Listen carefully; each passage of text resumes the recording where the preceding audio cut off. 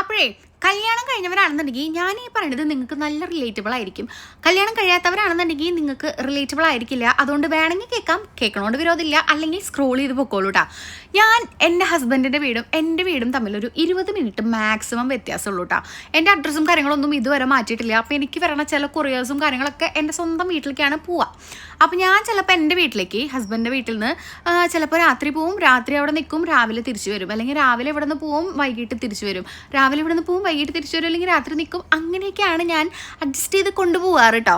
അപ്പോൾ ചൊറിഞ്ഞിട്ട് ചില നാട്ടുകാർ, ഏത് നീ സ്ഥിരം എവിടെയാണോ നിൽക്കണേ, നീ ഇപ്പോൾ അവിടെയല്ലേ നിൽക്കണേ, നീ സ്വന്തം വീട്ടിലാണ് നിൽക്കണേ, എന്താ ഇവിടെ നിൽക്കണേ, എന്നും നിന്നിവിടെ കാണാലോ, ഏത് കെട്ടിച്ച് വിട്ടോന്ന് വിചാരിച്ചിട്ട് എനിക്ക് എൻ്റെ വീട്ടിൽ വരണ്ടേ? എൻ്റെ വീട്ടുകാർക്കില്ലാത്ത ബുദ്ധിമുട്ട് എന്തിനാ നിങ്ങൾക്ക്?